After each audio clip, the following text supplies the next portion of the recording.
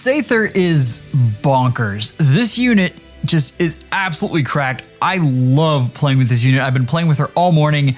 I cannot wait to show you how she works. Now, I am slightly disappointed. I had some user error, meaning mine, and I didn't get things recorded for the first part of this, actually for the first good portion of this.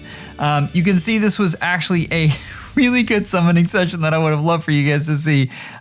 For our 4-star special, we got Byleth, and then Edelgard was very nice. And at this point, I was a little worried because I kept on getting stuff, but not what I wanted. And then we got a Chris and an Edelgard, which huge fan. Lots of merges there. That's fantastic. And then we have Ophelia to finish things off. We got 2 of them on a Pepsi question, in which I professed my love for Pepsi and all that it does. And then that brings us to where we are now, which things have been really good. Summoners, I tell you what, we will go until we summon at least one Seiðr. So we'll go a little further here just to make sure we have lots of stuff for you guys. But the real thing is I want to show you how this unit works. Like we'll get through this though. So where were we? All right, let's go. So I woke up. Oh, come on. I woke up at 5 this morning, just pumped, and went and farmed tickets and built up the unit and all of this other stuff. Like I am so excited for this. This is what I love about this unit is how she promotes creative play. And that is something that I always enjoy. I never think it gets old. I think of units like Layla, who they completely nerfed for no reason with saves. But who else? Summer Tana, same thing. Yeah. Man, no greens. Come on. Give me a green so I don't have to spend too many orbs. No. Looking forward to that, Seth. We do have a few questions I want to get to. I'll have to go back and dig into the ones that I missed. Man, no greens. But this one is from Giratina Light. So with Book 6 ending, what do you think of it overall? And what are your thoughts on Veronica's character development and her new outfit? Also, Book 6 ending movie. Keep up the great work, Joel. You are awesome. And I thank you so much, guys. You have been so supportive of me and this channel. And I cannot, it's amazing. Thank you so much. We're doing really well. And that is all due to you guys. The support has been really, really fun from my fellow FEHtubers to you guys watching. So thank you. All right, now that I'm through gushing, Veronica looks amazing. It's so weird.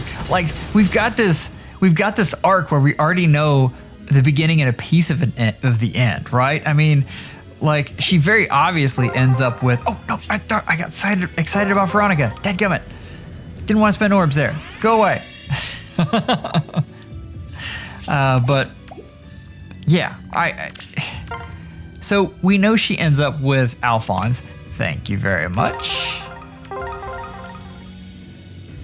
Which is, you know, I think it's really cute. I love that timeline. Obviously, she doesn't look like Jello in the timeline we're on, but still, I mean, like, she looks pretty great. Like, she could really kick some butt.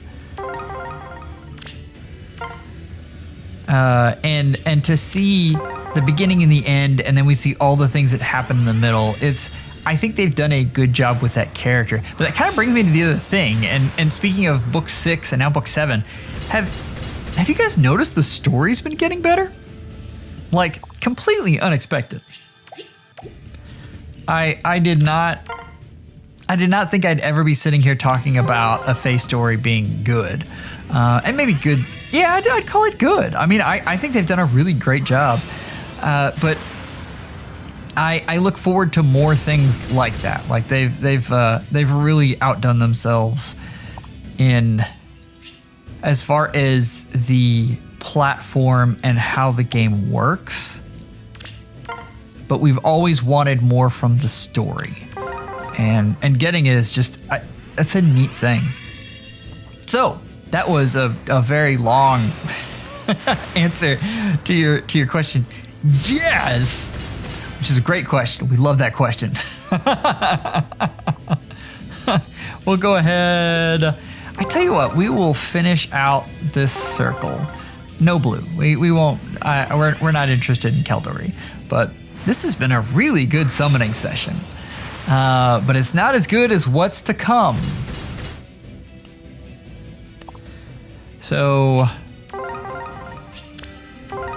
I have been playing all morning with this unit and looking at different things. Now, I went over and did everything in Chaos Season because, well, let's save that. Let's finish up the summoning session and then I can move us on to there. But suffice to say, this unit is really, really nutty. I am starting to see the all of these showcases kind of have worn down my blessings. Yes! But I'm begging you. Oh, this session.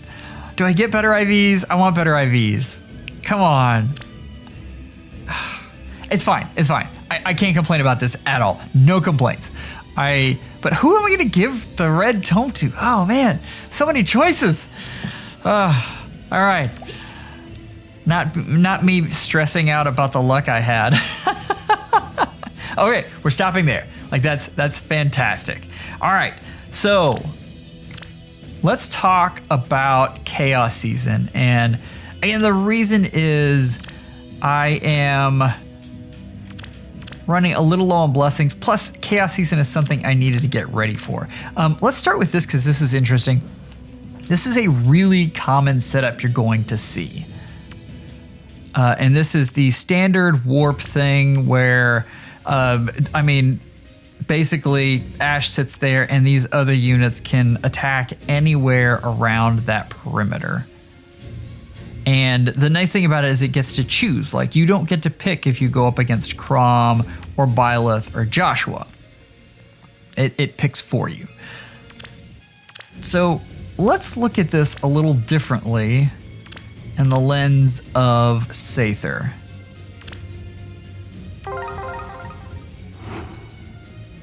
Now, a unit like Myrrh is fantastic, but the problem is dragon effectiveness and bows as well. So you've got kind of a double whammy there. So let's see what happens now when we add Seiðr into the mix and we take someone who really should just demolish her and now can't. The other thing is we've got that nice warp bubble thing where we disable what Ash is good at. And as far as the kit I'm running, I want Trace so bad. I believe I have it in my barracks somewhere. So attack res Trace. Do we have that? I'll have to look. But that's really the only big thing I want added to this unit is that Trace. Perhaps a different special, but I like Iceberg because of the just monstrous res she has. Plus, pretty good attack. Like Fort Defense Res 2 is nice. So let's go ahead and get this started. If you want, lovely.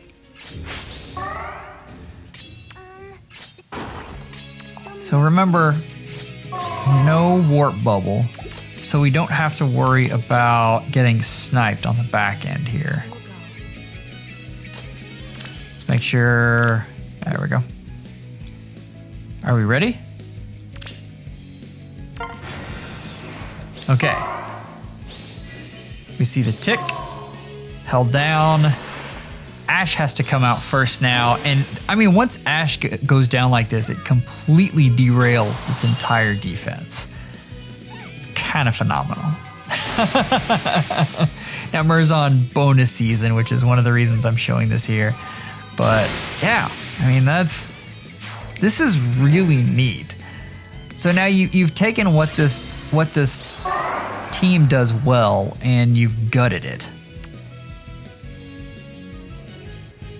So we'll lock down Byleth again. But we don't want to go up against... Did we leave Trace on? Yeah. We don't want to go up against Crom solo.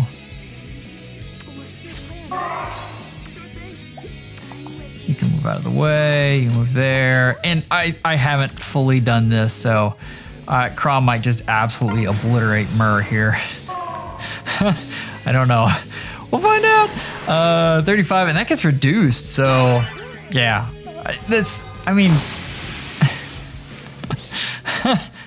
we won't go past this, but you're seeing the power. Now, it's important to note, I was curious how this would work, and it stops where, wherever Seiðr ends their turn, that's the unit they shut off. And if you think about in summoner duels, this is going to be key because that's a big deal, being able to save her for last and then sliding her into position and turning off a specific unit, because that unit's going to be turned off before she gets a chance to be, ended.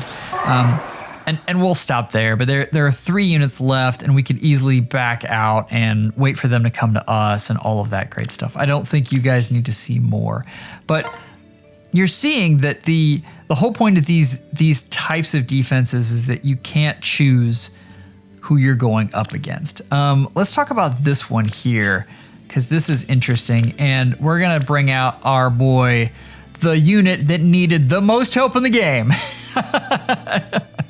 Dimitri. So we're gonna look at this, and yeah, oh gosh, that's a lot of things. Sorry, here we go. I played with this just a little bit before, and you can see the one we need to turn off is this lethality Joshua, because of the sweep effect and the blade, and that lethality is going to proc and things are going to go wrong. We're going to slide you over here.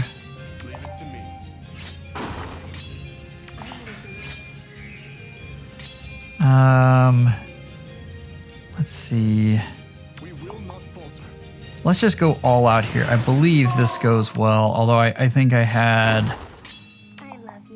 him one short of that before. Okay, debuff, debuff, debuff. Joshua gets locked down, and then Catria comes at us.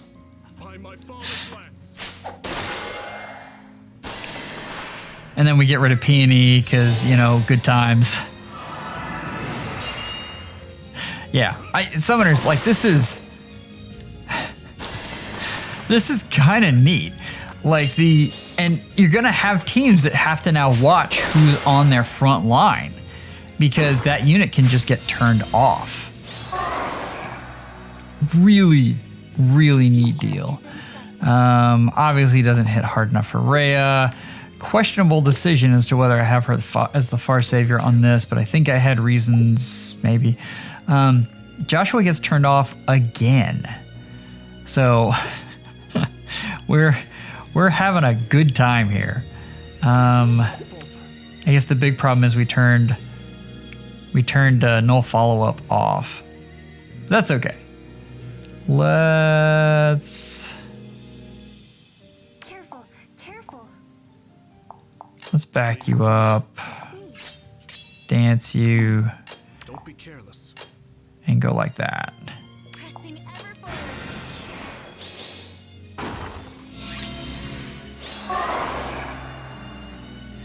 All right.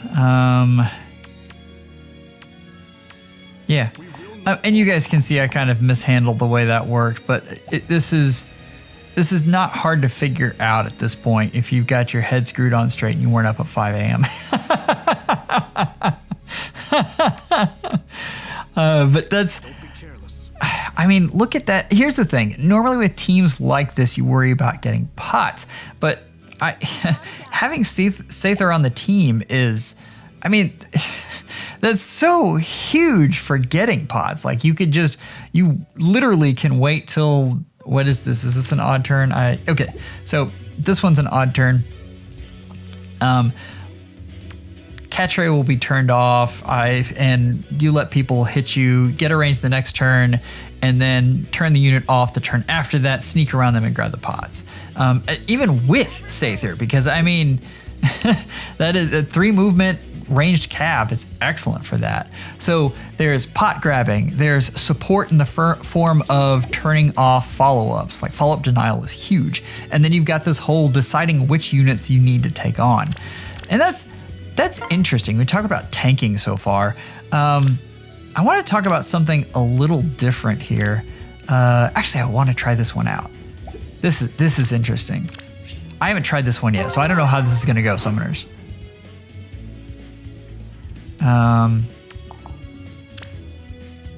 Like, we're just going to turn you off altogether. And I think we want you here. And just take on as many of those units as possible while this unit doesn't get to move. And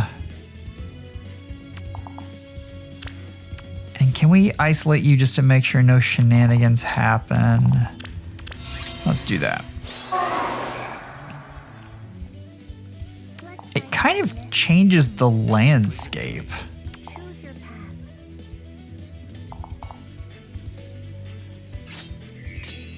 And I didn't set this up just completely right, but this is just kind of for giggles.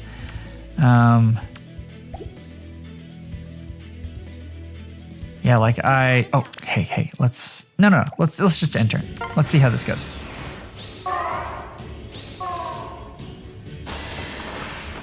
Yeah, see that's, and that's gonna be Deadeye coming at us, and that's gonna hurt. Yeah, that hurt a lot. Okay, so that didn't go perfectly, but I mean, how often are you gonna go against that dogger? But anyway, it's an interesting thing to think about, and you know, a better player with a better setup probably would have thought that through. But the ability to turn off a unit like Sigurd is kind of powerful.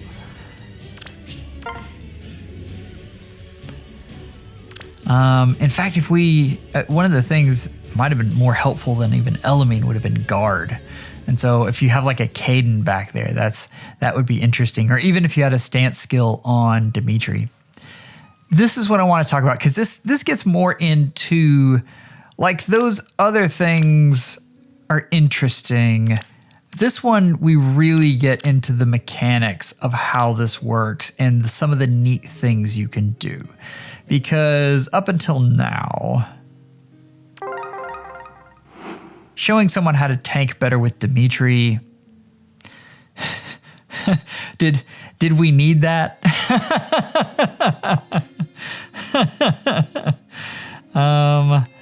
Let's see. I had this all set up before. So, okay, the way this layers, keep in mind Fjorm is where she is at the beginning of the turn, and Seiðr is where she is at the end of the turn. That's when the effects take in. So here I'm isolating these 2 units so that they can't move. And then I'm going to move Seiðr over and plug that hole. I think I want you here like this.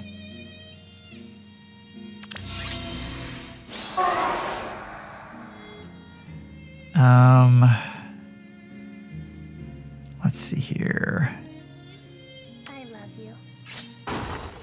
Believe this works this way. Ready, sweetie. I'm with you. Orders?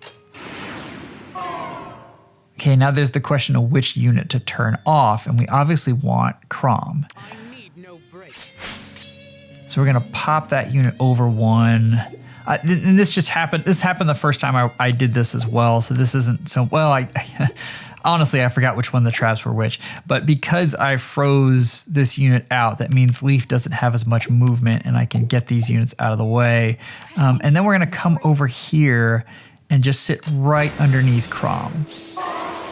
That should lock him out. There you go.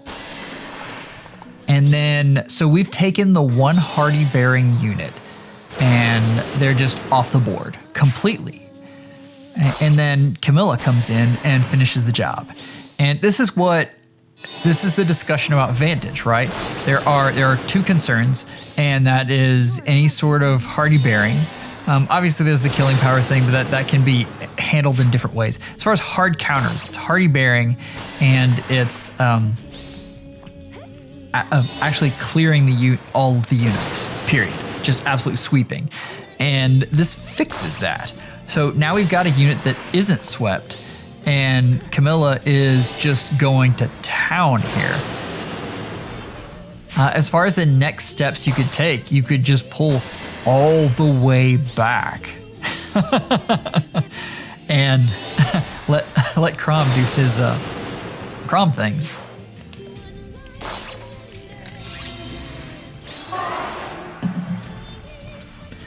That was a team that probably would have been much more difficult otherwise.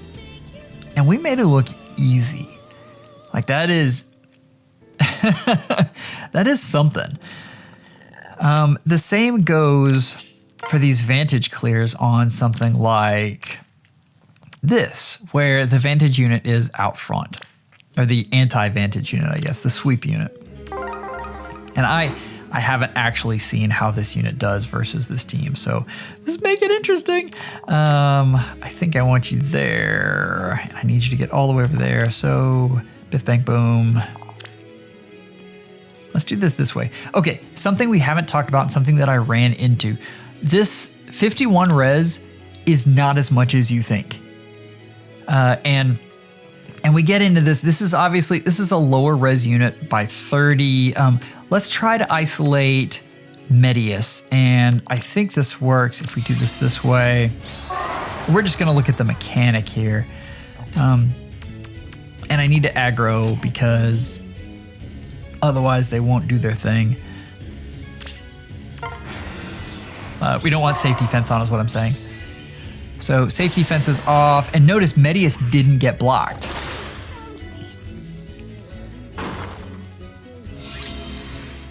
And the reason, of course, being that was 47 res. I think they actually do count in the buff, so that's 60. This is 51. Now, even then, though, he was sitting right there.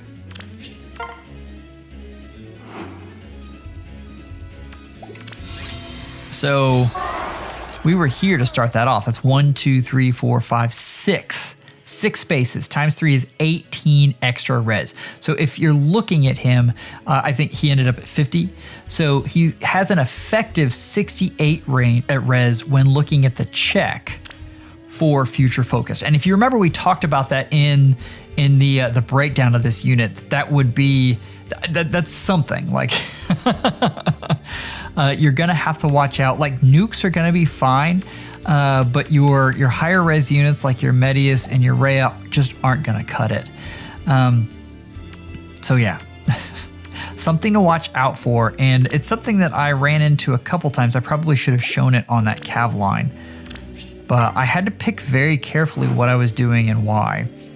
It's something that you are going to have to pay attention to. Now let's get back to this clear and look at how things are going. I do think we want you here. Okay.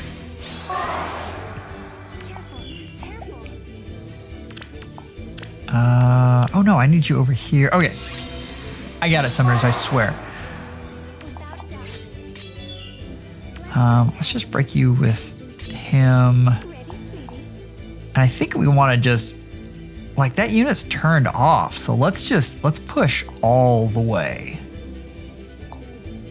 Actually, let's not. Let's not say we did. The reason is I don't have my iceberg because I didn't position that properly. Dadgummit. We're gonna do it one more time. One more time, I swear. You hear. You hear. You hear. Like I said, this is the consequences of waking up too early in the morning. I need you there. You there. You get to be right there. Oh, I wanted that pot. All right. So, all set up now. Turned off. And here we go. And Catria going first, of course, is an excellent sign because that means she does the most damage out of anyone. And look at that. I mean, that's the most damage because you've turned off the biggest threat to Camilla. That's phenomenal. So for Vantage stuff, this is just absolutely amazing. If we're talking about Gale Force, it's the same thing. I will say the issue with Gale Force is you really want to be, your prime Gale Force time is turn 2.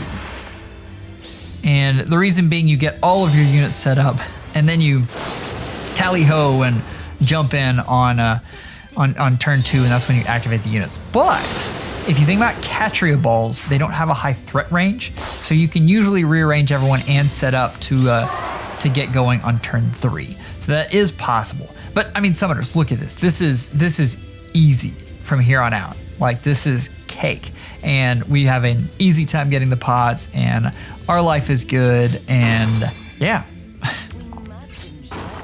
all is happy with the world.